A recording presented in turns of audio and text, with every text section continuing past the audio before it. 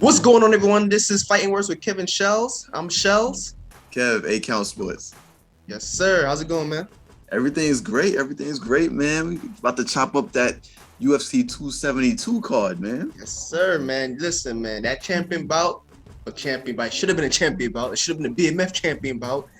But anyways, the main event. It was just a waste of 5 rounds, bro. Like, But it was a waste? no, it was a great fight. It was a great fight. Okay. Let's talk about the fight. I'll just. Oh, you mean as far as the belt? Yeah, the belt thing hit me again. But let me focus on the fight. Fair enough. Fair. Focus on the fight. It was a great fight. I had a Covington winning after decision after a 5-round roar. And I guess I was half right because you was more accurate with the predictions. You felt that it would have been wrestling. He would have beat him with his wrestling, not stand up.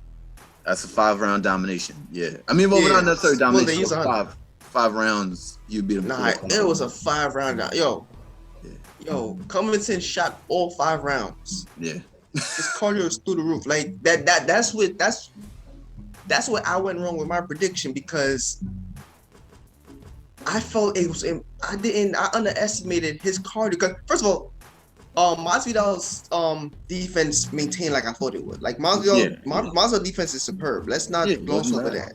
Yeah, wasn't bad. I don't know if anybody else would have been able to do that to him. Usman wasn't really able to do that to him, to be honest. And that's my point. I figured that defense would cause Covington to stand on his feet at least by the 3rd round.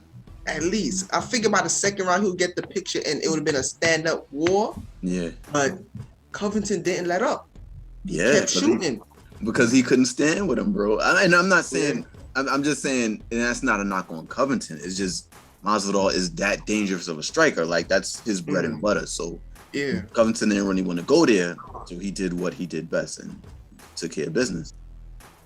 For me, I thought it was an interesting fight. I felt that what I was thinking about in watching the fight is, generally speaking, fighters that rely on reflexes and striking and things like that, even in boxing, when they come down from their peak, when they slowly start to come off of their peak, they start to have issues. Like if they were just relying on, like Roy Jones, for example, and a few others, if it's just reflexes that they're relying on when they come down from their peak and they don't have enough technique and things like that to back them up, they have issues. I think about Woodley. I think about Masvidal as well. Woodley has great wrestling, but his wrestling was more wrestling defense, takedown and stuff like that. People couldn't get past his power. But once he was past his mid-30s too, to be honest with you. Once he got in the Usman fight, Usman got past the power. Next thing you know, it turned into a wrestling match and there was no plan B. He's a better wrestler. Got in there with Burns. All of a sudden, Burns is landing first in exchanges, changed the whole complexion of the fight. Where's plan B? No plan B. And I see the same thing with Masvidal too. If you can get past the striking, there is no offensive plan B. Leads into the obvious question for Masvidal. What's next for him? I still feel he has a lot of star power, by the way. I think so too. He's lost to the 2 best guys in the division, number 1 and number 2. And they happen to be like all-American super wrestlers, like that can strike, So I mean, so you agree that mega fights are still in his future? Yeah, I think he's mega popular. I think people were talking about Conor. I saw Conor's name pop up a few. I would like to see him and Wonderboy. Would be a great fight. What about him and Chimaev? Khamzat. That would be a great fight. I mean, if the Burns fight doesn't come off, I mean, that could be a good fight too. Yeah, that would be a good fight too. That would be a nice one. That would be a nice one. So he still has options. Nate Diaz is still there. He has options, a ton load of options. Does Nate Diaz want to fight him though? Yeah, I would think so. Because I think right now, I think it's established that Masvidal isn't going to be the champion. There's 2 guys that are at the top that are locked in. You got Chimaev coming up. He's not going to be that guy. I think we've established that there's levels. And I think that's been established in regards to Masvidal. He's good, but we know he's not. You know where he stands. He's not that guy. So, but there's a ton of other fights there. Yeah. There's a bunch of other guys. And when you talked about BMF, you talked about like the guys that aren't in that class of being champion, but still are important and important. So I think he still fits in. He fits into the equation.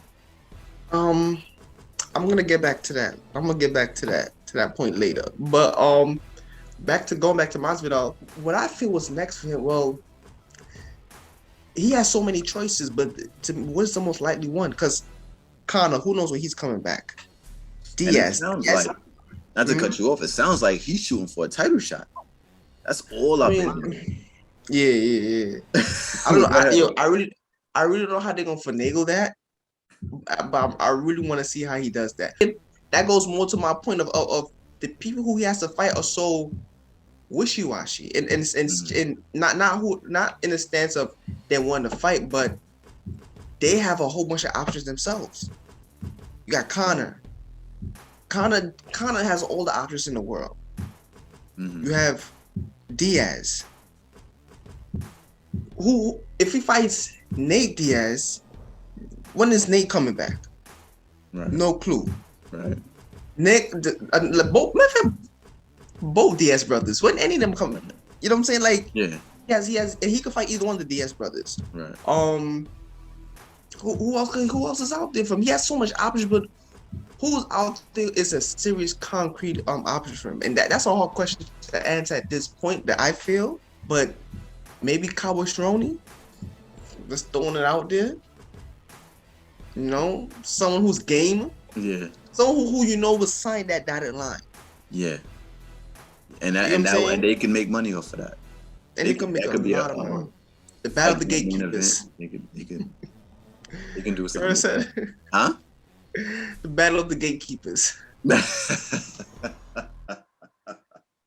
Man. I mean, that would be a fan favorite too. It would be. That would be a fan favorite. It's an interesting spot. I'll watch that. I would. To me, that will be a shootout. But I feel like that would be more of a showcase for Masvidal, because I think at this point there's no expectations in regards to Cerrone. Well, I mean, he's a fan favorite. Masvidal doesn't need a win at this point. Yeah, that's what I mean. It would be a showcase for Masvidal. He'd be going the Conor route. You know what I'm saying? Why not just? I mean, throw Conor him again. The wishy-washiness of that situation. It is. Conor has so many. Conor's the only dude I know who may be able to get it straight. Like we're still waiting to see if he skips Gaethje for the title shot. I'm still waiting for that to happen because I can see that happening, man. It could. It's like Dana didn't want to commit to that. That's what I'm saying. Because how long ago? When was the Oliver setting? I'm sorry, not to cut. Sorry, what you said? No, I said it seems like Dana White didn't want to commit to the giving Gaethje a title fight. Bro, that's how it seemed. It seemed like he was not really committed like that. Yeah, I think he may have it now verbally, but it seemed like they didn't. Verbally, man, listen, when it comes to that verbal side, until the ink touched that paper, bro, I don't trust it. Like, verbal is good until we'll see what happens. Yeah, until it ain't. It's good. When was Oliveira's last title defense again? When did he fight Poirier? Maybe like 2 pay-per-views ago, like 269 maybe. It's off the top of my head. Couple months ago. 269.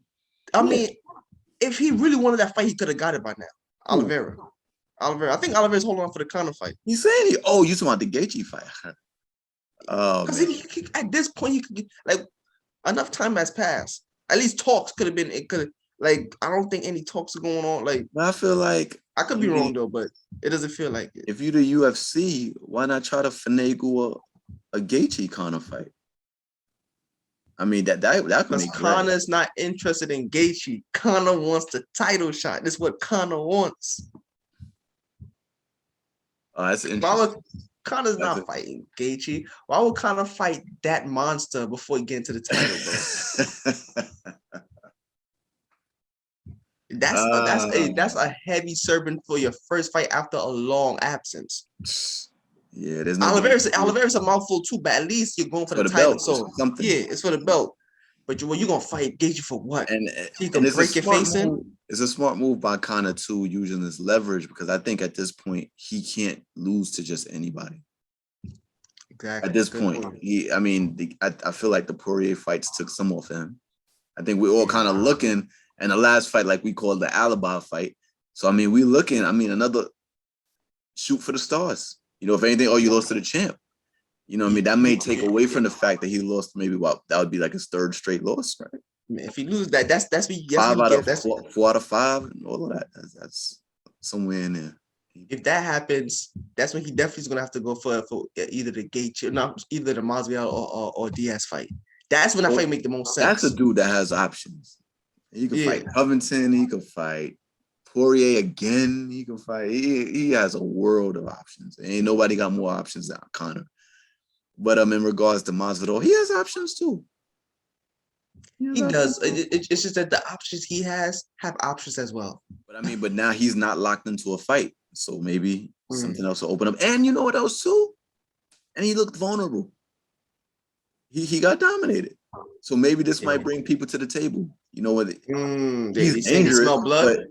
but They he's smell dangerous, blood. but he's been knocked out one fight, dominated another fight. There's like a 3-fight losing streak technically. Somebody might jump in there.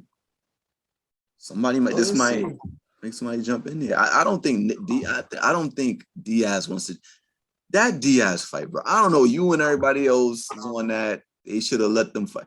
That was a dominant win by Masvidal. I saw the fight. There's nothing in my mind that indicated that Diaz is going to come back, bro. I think Diaz knows it. I don't think he want to get back in there with Masvidal. Dudes is saying the right stuff, but I don't think he want to get back in there with him. Yeah, I was gonna say Leon Edwards, but he has his own thing. Yeah, he got his. Yeah, he got kind of that. Edwards would have to lose his way out of the title shot to get that. But that's a fight they could fight. They could have that in the UK. Yeah, but I don't want to even put that out there yet because the only way I see Edwards and Masvidal fight, like what you said, if he loses to Usman, I would like for him to get that title shot. So let's see Tony return fight at my man Chelly coming off of 2 losses. This would be a way for him to for both of them to it's one of those fights where the winner could be back on an upward trajectory off of a big name, only from a big name.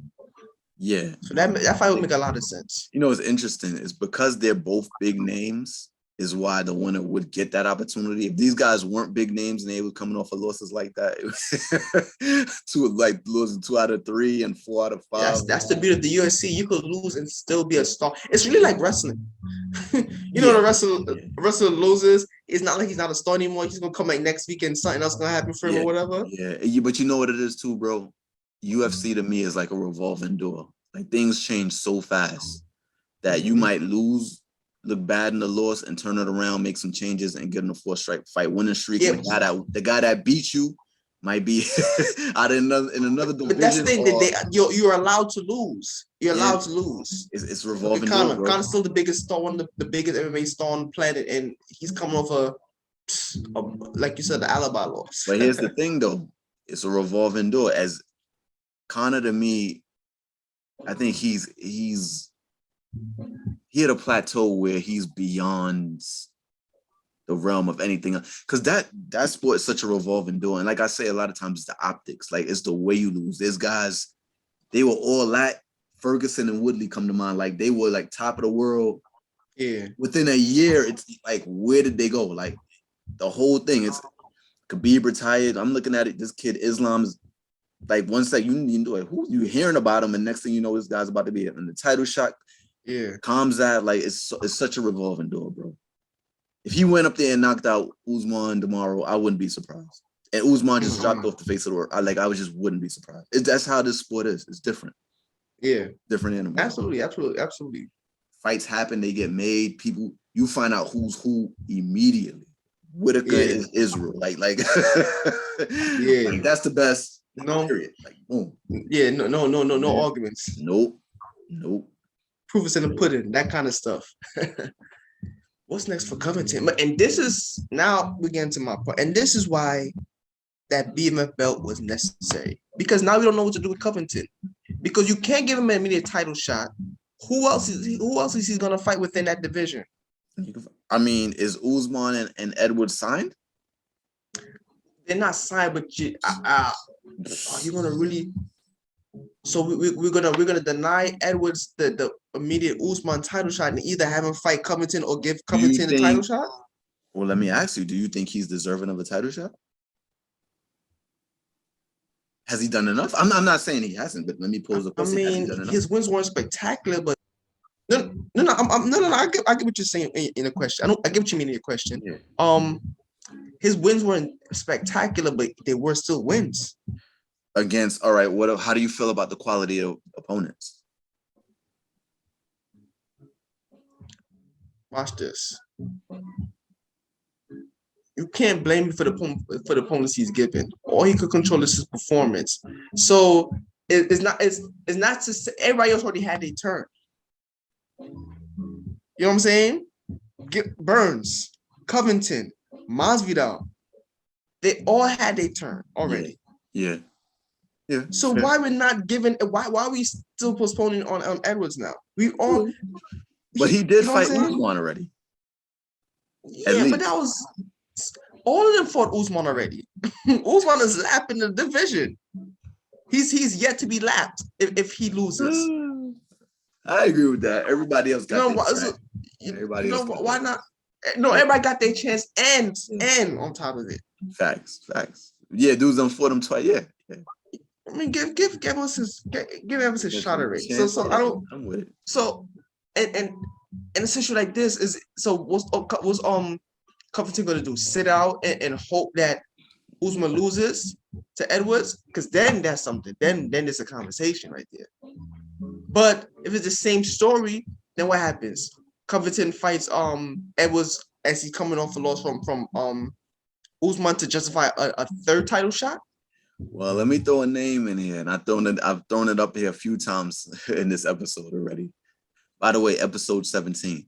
Khamzat Chimaev, if he gets a Burns fight, which was supposed to be, I know they were aiming for April. I don't know if that would still be on the table because we're already in March. But if that fight were to happen, and like you said, I don't think the Burns fight the Usman fight is signed yet. If Khamzat beats, because remember, Burns beat Tony Thompson, who was in the top, who I think was like number 6, number 7. Mm-hmm. And coming off a title shot. So if he beats Gilbert Burns, especially if the optics on that fight, if he puts one on him, we might be we're going to be talking about him getting the next title shot. I'm telling you that right now. No. That's definitely beats him in the same way that he's been beating everybody else. They're gonna be talking about that is definitely gonna happen. Yeah, I think that might be. I kind of think that might be where Colby's coming because he's not gonna get the next title shot, Colby. So I think he's 2 fights off. If the Khamzat, I kind of feel like if Khamzat beats Burns, if he is the goods, I think that'll be the next fight. Yeah, but that's like a what if scenario. That's a hypothetical scenario. But that's more legitimate than anybody else. All the other guys, like you mentioned earlier, you said they wishy-washy. Covington been calling out Poirier for the longest. Poirier said he wouldn't fight him. He would say he wouldn't fight him. Yeah, all of them other situations is wishy-washy. But that what if that I'm giving you, I think that's more solid than those other fights, even though they're available. Covington is not going to fight a dude. Covington might take a money fight, like somebody that he can make money fighting, but outside of like you don't think Covington is a money fight for Poirier? Poirier don't want that fight. You don't want the fight. And then on top of that, I think it's a risk for Poirier because Poirier is not in that weight class. Why you don't think he wants to fight? He said his words were he doesn't want to fight him in the octagon. Those were his words. So I don't know if he doesn't want to. I don't know if he doesn't want to contribute to. Kobe pushes buttons to where I think guys at a point, guys that have popularity, may feel that I'm not going to give you that kind of clout. Yeah, I kind of think that's there a little bit with some other guys because I think some of the stuff are personal, like beyond personal. But then it's a little contradictory because he kind of had his situation with Conor and Fort Conor.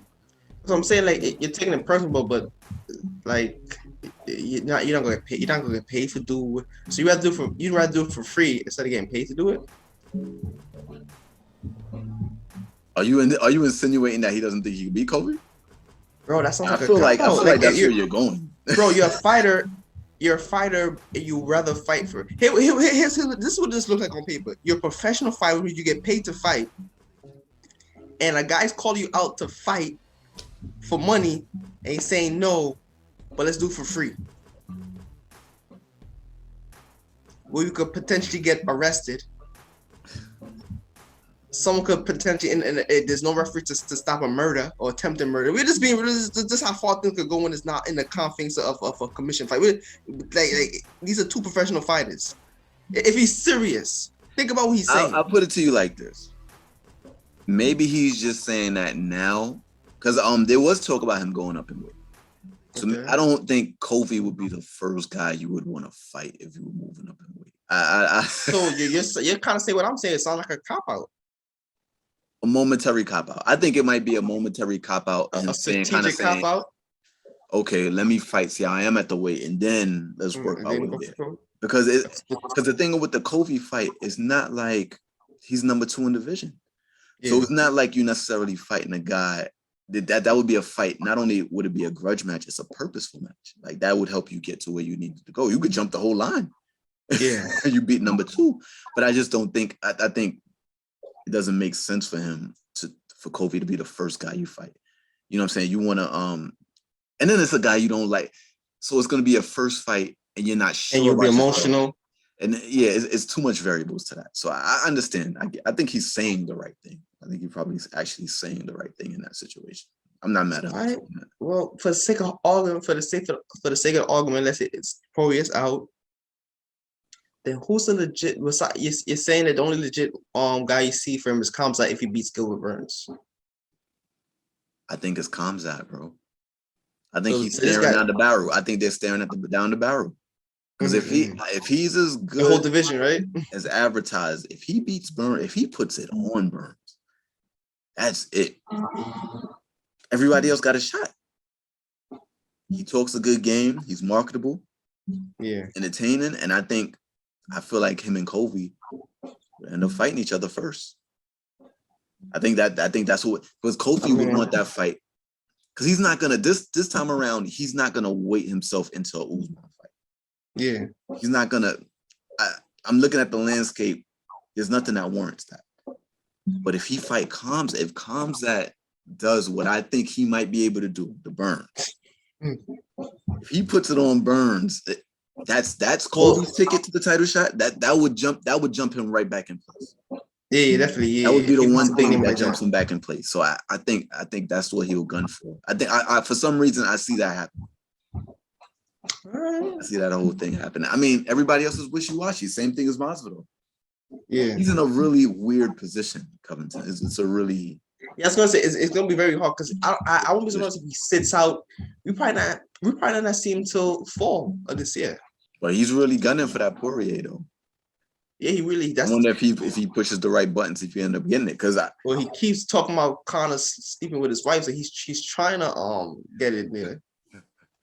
Yeah, he's doing everything, bro. He wants that fight. He's cold-blooded, man. Oh man. he said he's here to make money, not friends, man. WWE, bro. Dude. No, he's the first. Covington's like the first official heel. Nah. To take on the character to the point of Tolan. Chael was that. Yeah, but you know what about Chael though? Chael was pretty bad. Not as bad as I think Covington might be taken over, but Chael was that. I remember that whole thing with Brazil and stuff he was saying. That was pretty bad. Yeah, that was pretty bad. I remember. Somehow they was playing in dirt and all of that. He was pretty bad. But yeah, Covington is taking that to the next level. To a whole other level. The next level. Yeah, he's taking, and Conor's there too. I don't think Conor. He's a superstar heel. Conor's, you know what I say about, okay, this is what I mean by heel. I mean, like, you could see that he literally, like, who he is on stage in the octagon is not who he is. You see him in person. Like, you see, it's a little. Yeah, I don't know about that.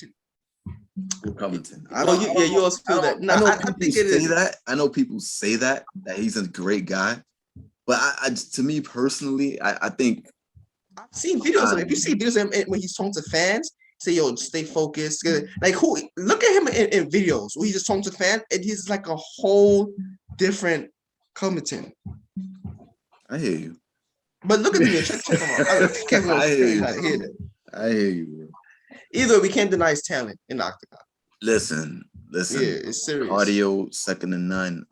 Yeah. I don't know how you would deal with that. And then he has it's good to the point where he's in good enough shape. I remember Mayweather used to always say one of the things, the reason that he doesn't like get knocked out or he's not affected by power shots. Even when he gets the times he did get rocked, he talked about being in great shape and in conditioning, and that helps with that. And you can see Covington when he got hit, the two, 3 times he got hit yesterday with good shots, he took it, got right back up, wasn't hurt to the point where he couldn't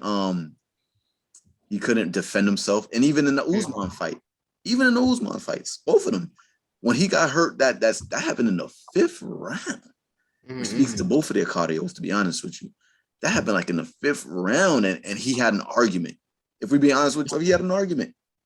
Yeah. For the fight not being stopped, he had an argument. In the second fight, he survived that second round drop. That was a bad knockdown. Survived it, and to the point where he took over the second half of the fight. Rounds 4 and 5, I remember correct. You know what I'm saying? He's undeniable in that way. He's just in the wrong place at the wrong time. Yeah. Yo. Born any other time, right? Listen, he in there with a dude that's probably the GOAT. I was gonna say that speaks to the greatness of Kamal. You see how good Covington is with everybody else, against everybody else. He that speaks to it.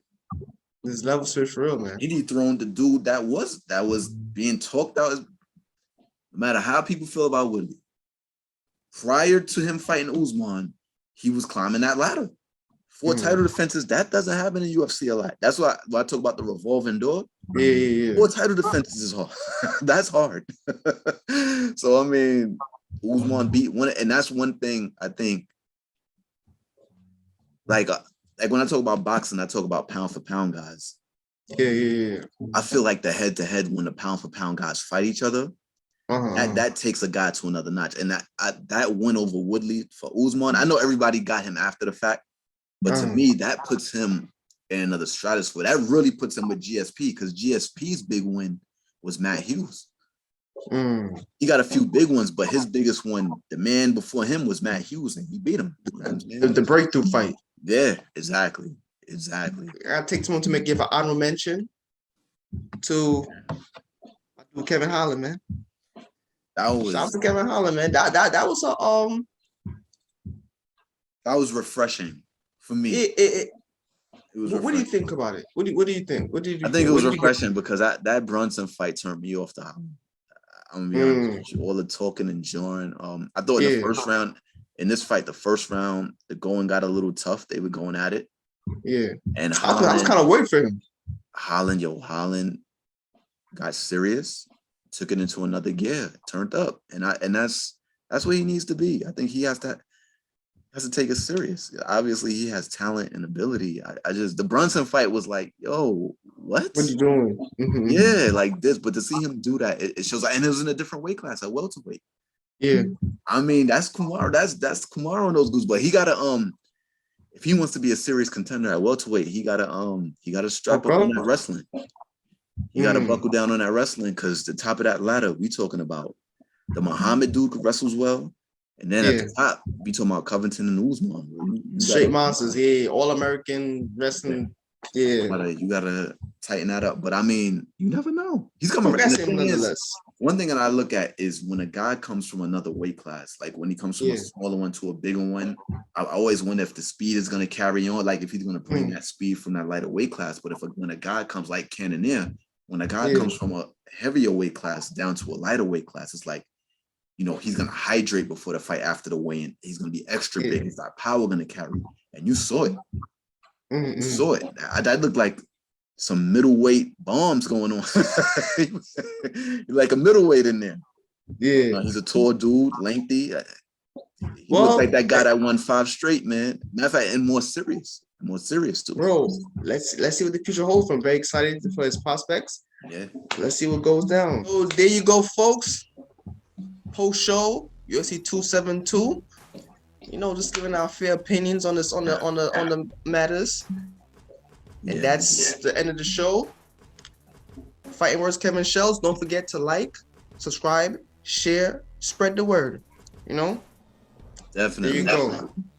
Fighting Words, Kevin Shells. Later.